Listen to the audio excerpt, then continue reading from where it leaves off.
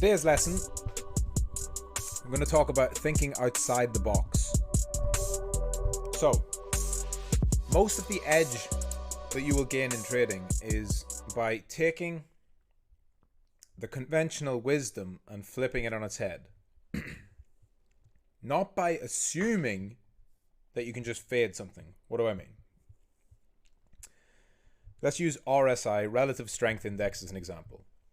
Everyone knows, anyone who's watched the RSI lesson or has used the RSI knows that when it gets to 70 on whatever time frame that you're viewing it on, when it's above 70, it's considered overbought. Now, overbought does not mean sell, right? It means price is at a level that in a normal market, in an efficient market, in regular market conditions would be considered overbought. But that's conventional wisdom. Think about it. 70 sell, 30 buy.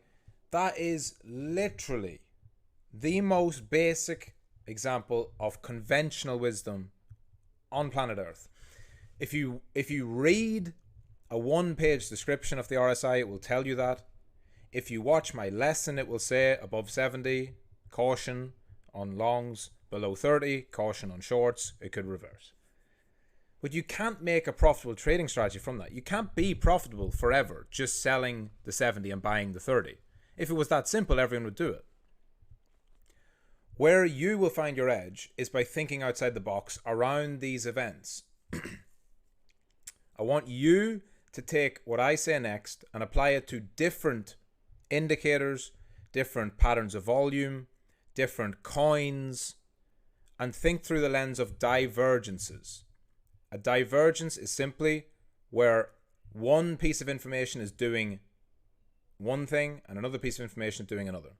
For example, what happens whenever the RSI on Bitcoin on the daily chart is above 70? So it's at 72, 74, 78, 80. Have you backtested? Have you gone back and looked at every single time the RSI was above 70 and where price went until the RSI went back below 70? What you'll actually find is most of Bitcoin's up moves, and in percentage terms, the actual blow off tops, the biggest moves, the most gains, are made when the RSI is above 70. Totally counterintuitive thinking to the average person. That's why it has power. What you're looking at here is you're looking for some type of measure of momentum and some type of divergence on that. Any oscillator, any metric you measure, they will go to a top, what the average person will consider a top, 70 on the RSI, overbought on whatever time frame, whatever indicator.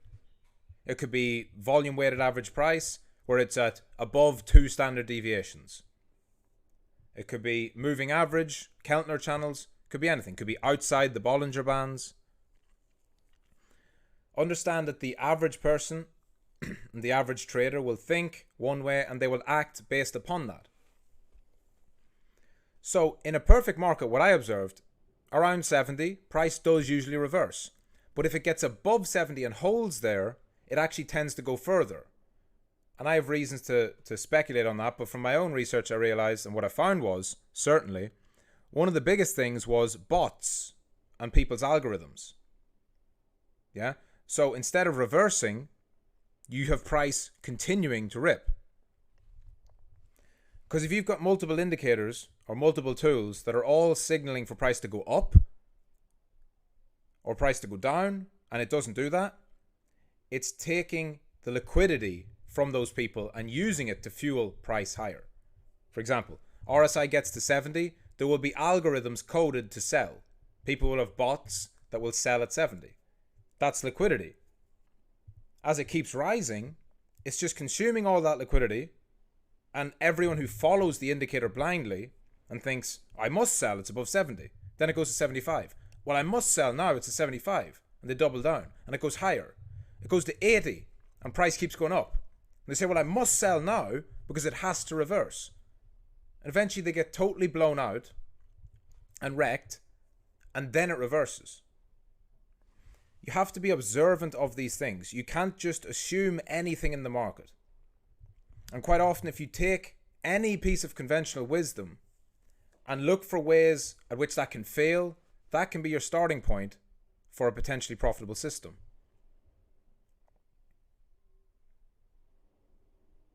What happens as well, let's take a second example. So that was relative strength index, right? When it pins above 70, you can often see much stronger uptrends because the people selling above 70 are getting trapped.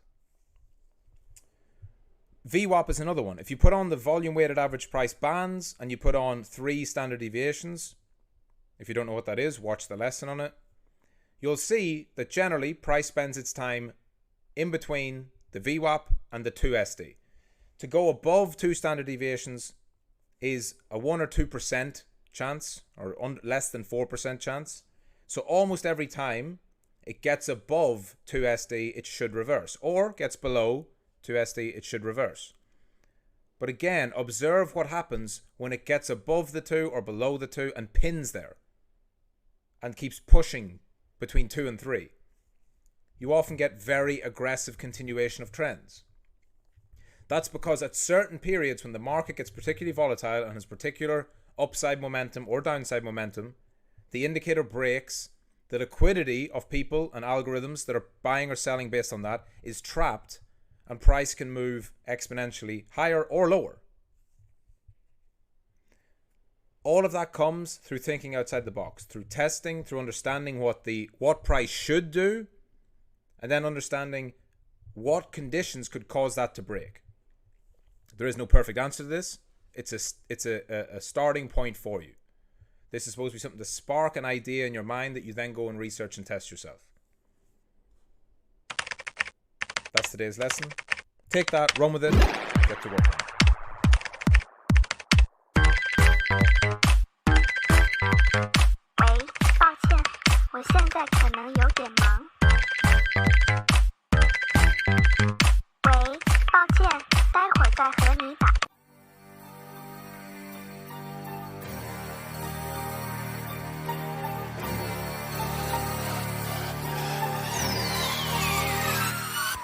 Put in work, I put in work, I put in work, I put in work, I put in work, I put in work, I put in work, I put in work, I put in work, I put in work, I put in work.